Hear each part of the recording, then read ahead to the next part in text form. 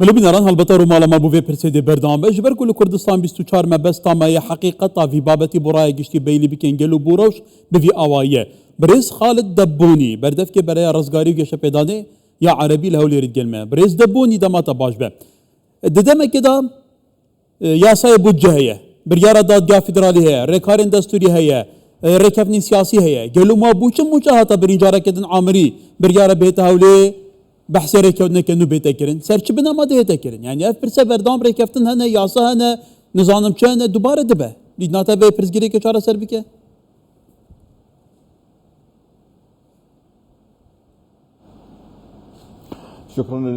زۆر سپاس بۆ میوانداریە بەڵێ بەڕاستی بەداخەوە هەمیشە هەموو ساڵێک ئەم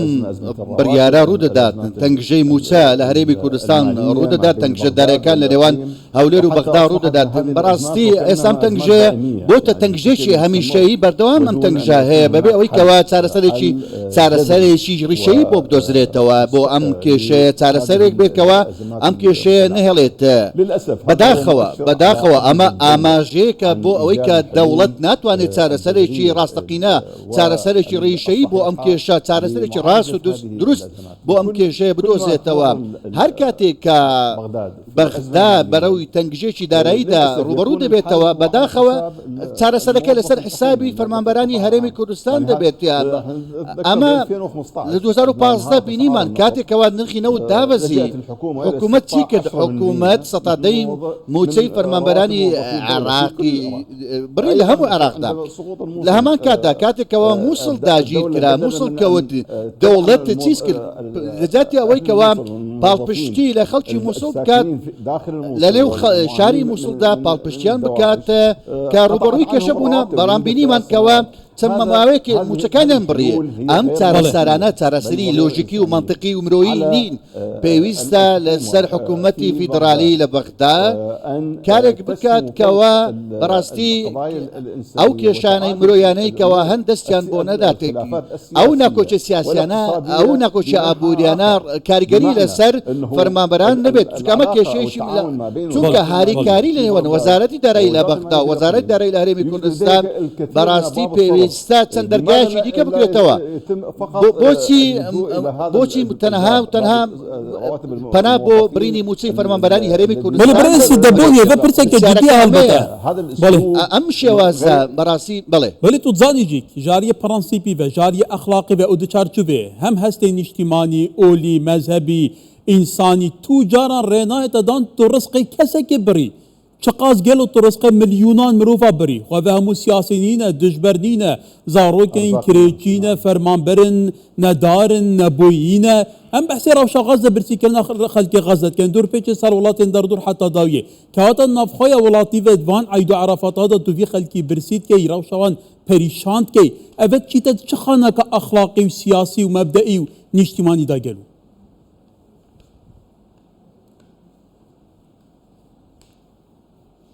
نعم هو هذا ما كنت ئەمەیە کە دەمویست گفتوگۆی لەبارە باسی لەبارەوە بکەم بەڕاستی کەمێک لەمەوە پێویستە لەسەر تەواوی لایەنە سیاسیەکان بەڕاستی تەصفیە حساباتەکان یەکلاکردنەوەی کێشە سیاسی و ئابوووریەکان لەسەر حسابی هاوڵاتی سادە بێت بەڕاستی ئەمە شتێکی مرۆیی نییە ئەمە بێویژدانیە کە بەم شێوازە مامەڵە بکرێن بە تایبەت لەم چەند ڕۆژەدا کە ئێمە ئێستا لە بەردەم جەژنی قوربان داین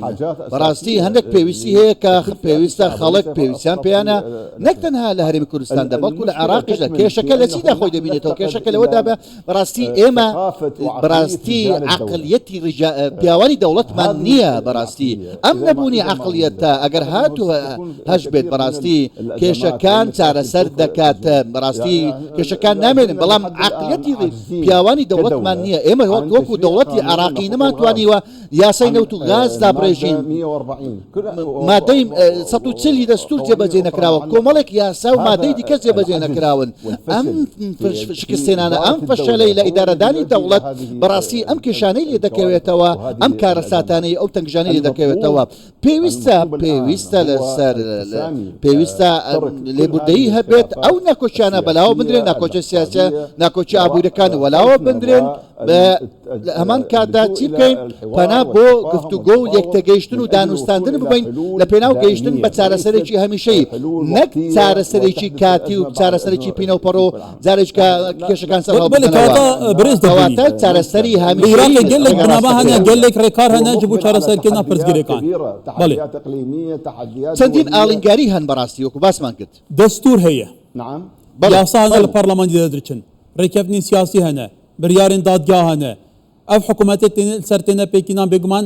bernameyê siyasê ye taybetî hevpeymaniya îdarekirina dewletê kewata gel û eger layinê beramber pabendî çi ji van nebît pabendî dayîka destûr û makawan destûrê ya yasayan destûrî jî nebît Hadi çağa taamid gelê te kirin eke sed rêkeftin jî bêne kirin destê te bi serê dilê te ve ha careketin berûva jî taamil kir wekû vêga vê bû ciha te birî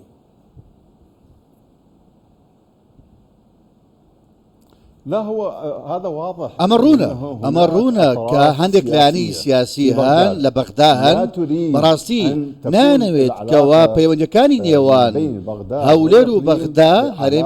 پەیوەندەکانی بەغدا و هەرێمی کوردستان پەیوەندێکی باش بێت لەسەر بنامای لێکتەگەیشتن و هەمانجی هاو بەش بێت لایەنێکی سیاسی هەن زۆر ڕوون و ئاشکرا کار بۆ ئەمە دەکەن ئەم پەیوەندی باشە ناوێت دانەوێت ئەم تەنگژانە بۆ بەرژەونی خۆیان بقۆزنەوە بۆ مەکسەبی هەڵبژاردن و بۆ دەستکەوتی هەڵبژاردن کەواتە لێرەوە من دەیڵێم لەسەر لایەنە سیاسەکان پێویستە کە خاوەن عەقڵیەتێکی پیاوانی دەوڵەتن ئەو لایەنانەی کە میانڕەون لە بەغدا بەڕاستی کار بکەن بۆچی کار بکەن بۆ ئەوەی کەوا ئەم ناکۆچیان سیاسیانە وەلاوە بنێن بەیەکەوە دابنیشن گفتوگۆ بکەن یەکتەگەیشتن هەبێت لەگەڵ هەرێمی کوردستان بۆ ئەوەی کە بگەن بە پێشکەشکردنی خزمەتگوزارێکی شایستە بە تەواوی چینەکانی کۆمەڵگا مەقسەدەن هەر لەسەر هەرێمی کوردستان ناکەم لە هەموو عێراقدا باسی لەوە دەکەم لە هەمان کاتدا لە بەرامبەردا ئەمە شتێک کە پێویستە بگوترێتە پێویستە لەسەر لایەنە سیاسە کوردیەکان لە هەرێمی کوردستان هەمویان بێکەوە پێویستە لە هەمان کاتە یەکگوتوو بن بە یەک تیمی هاوبەش سەردانی بەغدا بکەن بۆ ئەوەی کەوا مافەکانیان بەدەست بهێنن ئەو مافانەیش ئەو شایستانەی کەوا هەن شایستەی دارایی بێت یاخۆ شایستە سیاسی بێت بەدەست بهێنن بە تایبەت کە بەڕاستی باڵاترین دەسەڵات دادگای فیدرالیە دادگای اتحادیە بڕیارێکی ڕوون و ئاشکرا لەلایەن دادگای فیدرالیەوە هەیە ناوەڕۆکی بڕیارەکە باس لەوە دەکات کە پێویستە دەوڵەت موچەی فەرمانبەرانی هەرێمی کوردستان لە کێشە سیاسیەکان جیا بکاتە لە تەواوی نەکۆچیەکان جیا بکاتەوە ئەمە ناوەڕۆکی بڕیاری دادگای فیدرالیە کە بڕیارێکی پێشەیە ئەگەر بریارەکە دادگەها فیدرالی لە دژی بەرژەوەندین خەڵکی کوردستان تێتە دەرکردن یەکسەر تێتە بجیکردن و بەرپرسێن مەزن تێن داخوانیان بەروڤژی بیت وەکە یا یاسایە بودجە ئەنیا بودجە نایەتە بجیکردن ڕۆژ بڤی ئاوایە هیچ ڕەوشە عێراقە و سایەمێ پێتر ڕەوشە بشوبڵێ باسمان لە بڕیاری دادگای فیدرالی کرد بەڵێ وایە گەلێ سپاس خاڵت دەبوونی بەردەفکی بەرەی ڕزگاری و گەشە پێدانی لەولێر ئەوەی کە دەمەوێت باسی بکەم یەک ئەم ڕستەیە باس بکەم ئەو ڕستەی کۆتایی باس بکەم پێویستە لەسەر تەواوی لایەنەکان لە بەغدا لە هەرێمی کوردستان پێویستە کەوا ئاگاداری ئەوە بن کەوا ئەو ئاڵنگاریانەی کەوا هەن ئاڵنگاری هەرێماتی و نێودەوڵەتیەکان کە هەن لە ناوچەکەدا کە ڕەنگە کاریگەری لەسەر عێراق لە قۆناغی داهاتوودا بەڕاستی زۆر ئاڵنگاری هەن کە پێویستە لەسەرمان بڵێن یەکگرتوو بین یەک ریز بین لە بەغدا بێت یاخود لە هەرێمی کوردستان بۆ ئەوەی کە توانای بەرەنگاربوونی ئەو ئاڵنگاریانە هەبێت بەڕاستی شتێکی لۆژیکی نییە کەوا جارێکی کە نێوماڵی عێراقی کێشە هەبێت لەسەر حسابی فەرمانبەرانی هەرێمی کوردستان بێت کە موچیان نەنێردرێت بەڕاستی ئەمە زیان بە پێکەوەژیانی ئاشتی لە عێراق دەگەێنێت کە پێویستە ئێمە جیاکاری نەکەین لە نێو ئەو پەیوەندی مێژوویە لە نێوان تەواوی پێکاتەکانی گەلی عێراقیدا لە هەمان کاتدا بەڕاستی ناکۆچە سیاسەکان وەلاوە بنین ئەو تەنانەت ناکۆچی ئابوووریەکانیش وەلاوە بنین ئەمەیە کە پێویستە ئەمە ڕێگا ڕاستەکەیە ئەمە ڕێگە تاکە ڕێگا ڕاستەکەیە دروستەکەی بۆ تێپەڕاندنی ئەم قۆناغا دەرزۆکە ئەم لە مێژووی عێراقدا ولی برێز خالد دەبوونی بەردەفکە بەرەی ڕزگاری و گەشە پێدانی لە هەولێری گەلێکی سپاس برێز دەبوونی